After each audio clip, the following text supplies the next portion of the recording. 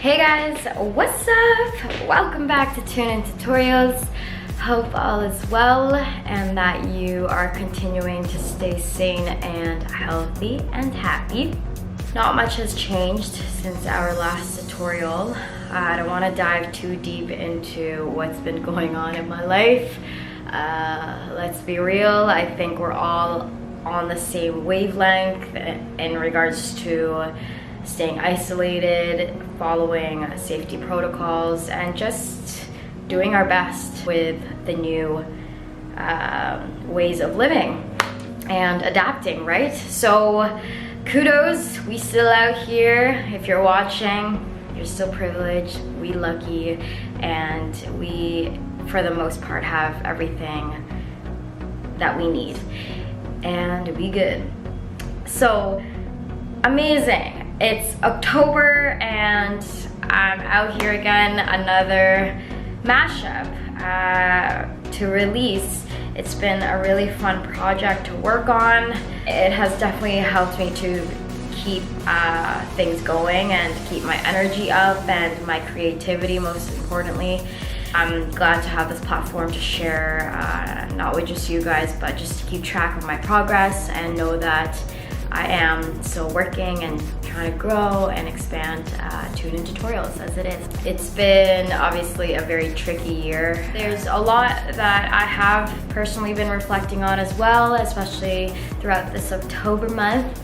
It's always a very special month for me. If you know me, not just as an artist and as a person, but if you really know me, October is always special because it's Thanksgiving and it's my birthday and lots of festivities. It's just always such a fun time because it leads into then Christmas and the holidays, and it's just a lot of family and a lot of happy vibes. I don't even remember now, but maybe it was a week or two ago, but my birthday landed on Thanksgiving this year, as it always does, maybe every 3 to 4 years. And above and beyond of the thoughts in my head of what I want to do for the next few years in my 20s, really writing goals down. I've been reading a lot and using online resources to really not just expand my business physically and literally, but also just my spectrum,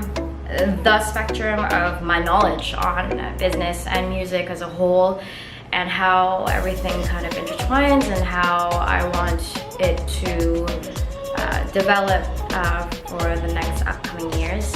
I think we can all agree everyone's been kind of doing the same thing, so I'm most definitely am not unique in that way, but that's just me personally sharing that to you and along with my music. But it really is a great time to do so. I always say that we are such in a great city to be reaching out to people, and it's okay to ask for help, you know. I am still doing things in person, privately at the studio and in home, but again, just following safety protocols. Luckily, all is well, it's smooth, it fits nicely into my schedule at work.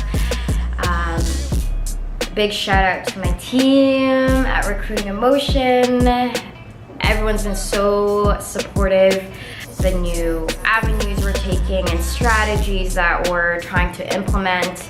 They recently just announced a program that we can enroll ourselves in not too far from today, I believe. It's essentially a program and some one-on-one counseling that we can use to talk about our mental health during this time, and I'm so thankful for that. I know, like, I have my ways of managing my own anxiety and my own problems in life, and thankfully music is a big help, but it doesn't hurt to have more on your plate, more resources that we can explore, right? So that's another thing, that there is stuff out there that can help with anything that's going on. So excuse me, I need a little bit of water,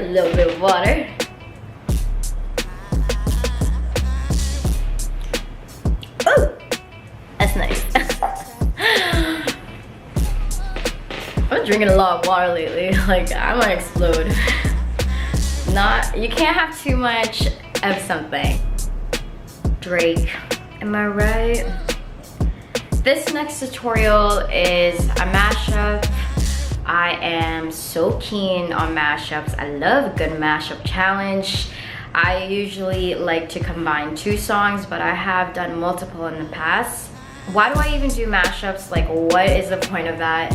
Why do people like to combine songs? It's a great way to stimulate your creativity, and that way you're looking and researching the notes, the meaning of the lyrics, especially if you're singing, and how you're going to portray that. Taking the details and different little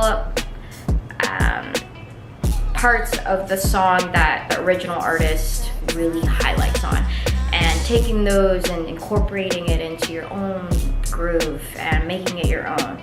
Doing covers, writing your own songs.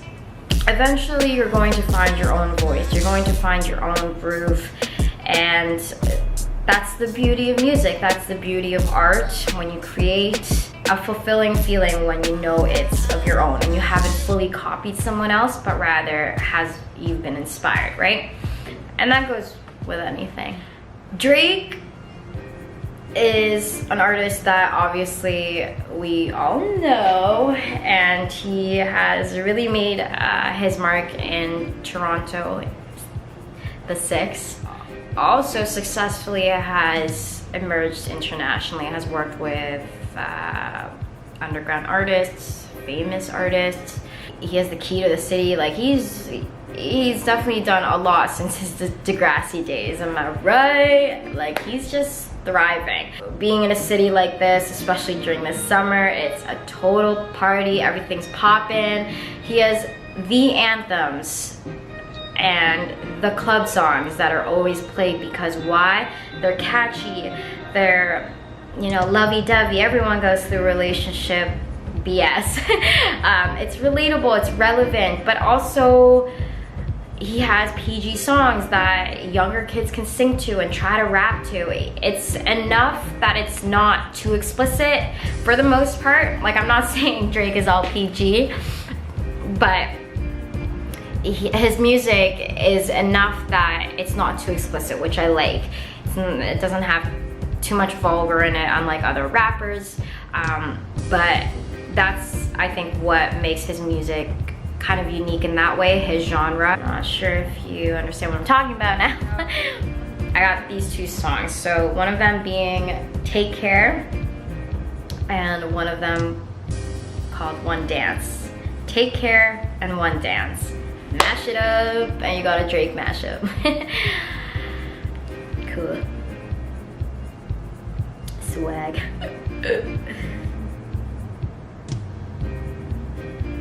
Sorry, I gotta look it up. My brain is a little bit mushed. One Dance was released in 2016, not too long ago, 4 years. Man, has it been 4 years already? That is crazy. Well, let's take a look at Take Care. Was released in 2011, November 15th. Man, I was still in high school. Those were the days, eh? Like, Drake's classic. Mac Miller was a classic. There's so many classics in high school that we jammed to, but so relatable, which is amazing. And I think that's such a great quality when you start rating artists. Like, are they still relevant? Are they still, you know, easy on the ear that you can listen to the stage, right? So let's say you're interested in playing the guitar. Whoa, sick, dog. You're playing the guitar and then you're like, whoa, I want to try a different instrument. I want to try the piano. I want to add a little harmonica, or I want to do the flute or saxophone, or, you know, add it into my songs, which is pretty neat, by the way. It's something that I definitely want to get into. You start training your ear, and it is just a natural instinct to want to learn something else. It just is. And ever since I got this piano, I brought it home from Alberta. I've been playing around with it, playing with the different sounds, and I'm so excited to be releasing some originals as well with the piano. There's so much you can do with it. The chords are the same on the guitar. A minor, you know those chords. wait, let me search it up again. Let me search it up. A minor, G, F, A minor, C, D minor. Those chords on the guitar are literally the chords that I play on the piano. Visually, when you're reading it and you search it up online, you'll actually see, looked at the piano visual and saw where it was highlighted, where to put my fingers, and that's just kind of how you learn. That's obviously just intro, but that's the gist of it, right? And it's definitely something that you can do independently, and if you have a piano at home, you can just search it up online and look at the visuals. Guitar, piano, there are a lot of things that overlap. There are a lot of things that are universal, theory-based. So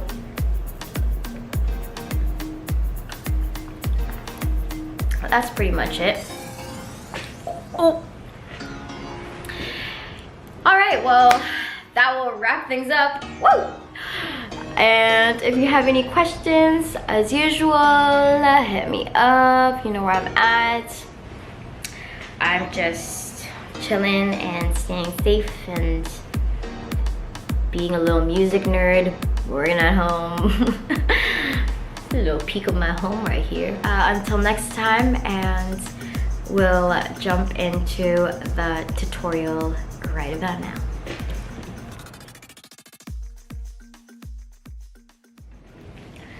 So now that we figured out the piano, I'll set aside. I recorded the piano and then the vocals at the same time, right? And recorded it, it's all good to go. Harmonies all set. Now I listen to the actual song and I want to add in some different harmonies and just a little bit of a few different tabs to create a fuller sound in the song. It's not necessary, of course, but because this is tune-in tutorials featuring the guitar, this is what I specialize in, right? So of course I'm going to incorporate it, although it's not the focal point in the song because I mostly record myself playing piano. It just gives a little bit of some spice and a little bit of a twist because I just wanted to highlight a bit of the guitar, right, in the background. So once everything is recorded, now I'm listening to the actual song and I want to add in a few different tabs so that way not only are you hearing the piano, but there's a bit of a background you can also listen to. So really want to work on as an artist, as a guitar player, so that way I can incorporate different styles into our songs. So with that being said, I just start off really basic. I add in a bit of finger picking. I add in a bit of hammer-ons, which is when you're pressing down and letting it ring, but you're playing the string, open string, or it could be you press down on a tab and then hammer on. It's literally a hammer on, right? Like you're hammering something down, but you're not plucking each time, like, right? It's just once. But hammer-ons, finger picking, and a little bit of a slide just gives it a little bit of an edge, which is awesome. I love a good slide in my life. First fret, second string, index. Second fret, fourth and third string.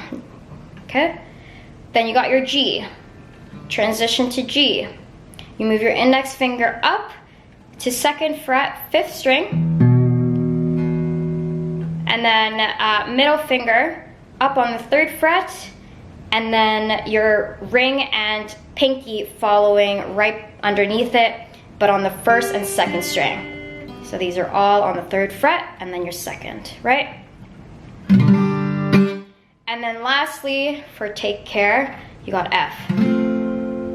Okay, so you're holding down your first and second string, first fret, and then you add on your middle finger, third string, second fret, And lastly, your ring finger on the 3rd fret, 4th string. Right? You always want to focus on playing it on the side of the finger rather than the bed when you're playing F, so that way you can ensure that you are hitting those high notes, right? Versus like this, because that's very awkward, it's not natural.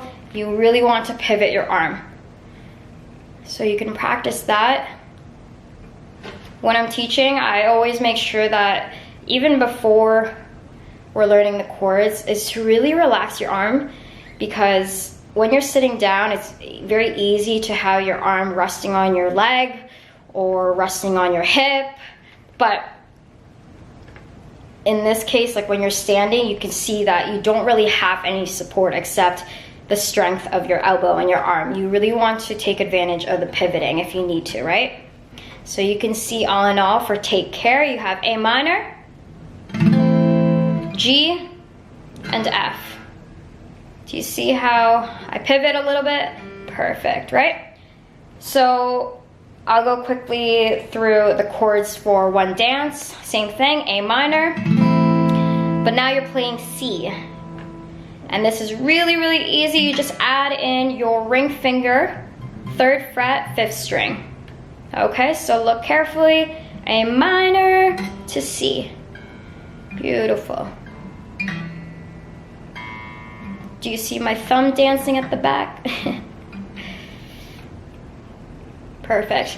A minor, C, and then you got your D minor. Very similar to F, not really similar actually, but same fingers, right?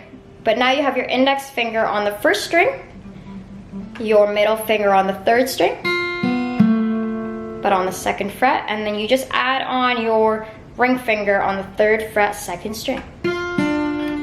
So 1st string, 3rd string, 2nd string. I think I said that right, but yeah. Index, middle, and ring.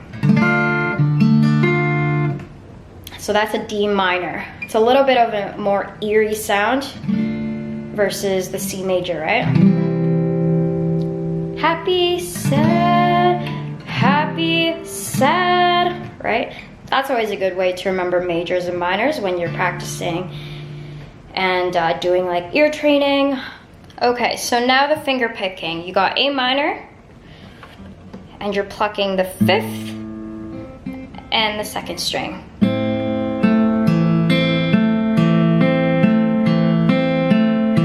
G, 6th and 2nd if you'd like. You can always play around with it, but it's nice to hit that bass note.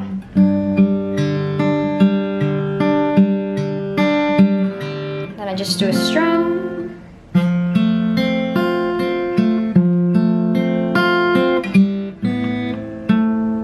And then the hammer on is like this.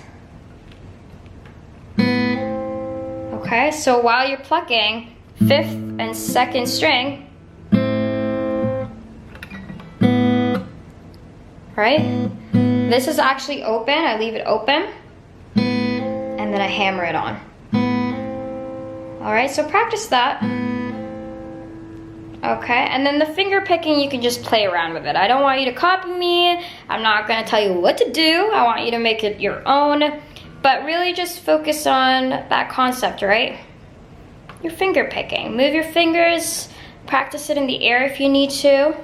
You're not really using your pinky, just your ring, middle, and index. And then you can really just play it by ear and see which strings sound nice. But just remember, with A minor and chords like C and chords that are a little bit further down the scale, you don't want to hit the 6th string. It just sounds weird. Use the 5th. Perfect. So hammer-ons, here are some things you can try. Right? And then continue finger picking. Okay, that's another one. You can even do it with C if you want. Okay, that's not a good idea. This one, not, well, you could, but just focus maybe on the index to make things easier, right?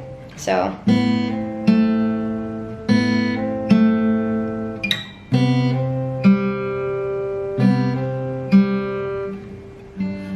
then G, then play around with it. But this is something new you can just practice and play around with. Quick, hammer on, easy. Then I do some slides when I play the tabs. It goes like this.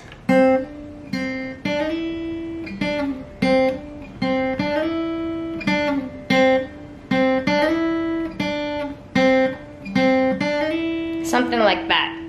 So you can see there's a bit of that hammer on, right? So you're plucking your second string, but when you do the hammer on, you're not plucking again, right? So you can really let that ring when you hammer it down, right? So it goes, and then you pluck that again, go back to the 3rd fret, but once you're on the 3rd fret, you're plucking that, but sliding at the same time to make yourself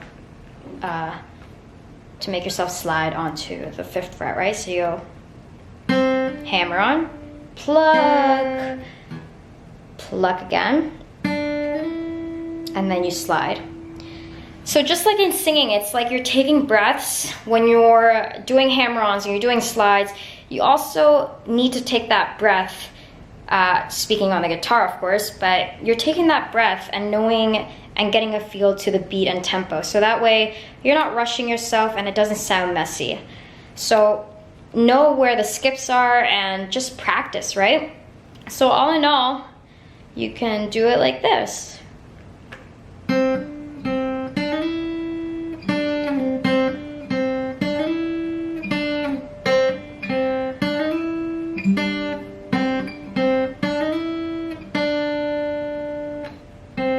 Perfect, right? That's all. Hammer-ons. You can do that, and then practice the slides and hammer-ons.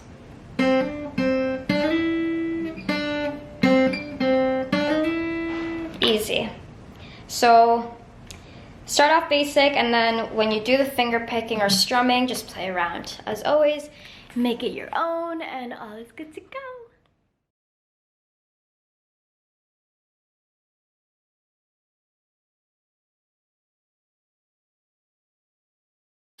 I've asked about you and they've told me things, but my mind didn't change. I still feel the same. What's a life with no fun? Please don't be so ashamed. I've had mine, you've had yours. We both know, we know they don't get you like I will. My only wish is I die real, 'cause that truth hurts and those lies heal. Can't sleep thinking that he lies still, so you cry still. Tears all in the pillowcase.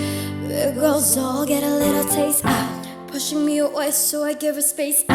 Dealing with a heart that I didn't break. I'll be there for you, I will care for you. I keep thinking you just don't know. Trying to run from that, say I don't want that on your face, girl, it just don't show. When you're ready, just say you're ready. When all the baggage just ain't as heavy. When the party's over, just don't forget me. Oh, oh, oh. Baby, I like your style. Yeah, yeah, oh, oh. Dance, grass on your waist from way back where you know that I don't play. Streets not safe, but I never run away, even when I'm away. OT, OT, there's never much love when we go OT. I pray to make it back in one piece. I pray, I'll pray, 'cause I need a one dance. Got a Hennessy in my hand.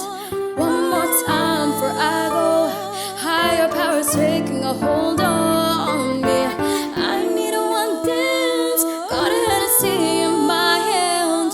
One more time before I go. Higher powers taking a hold on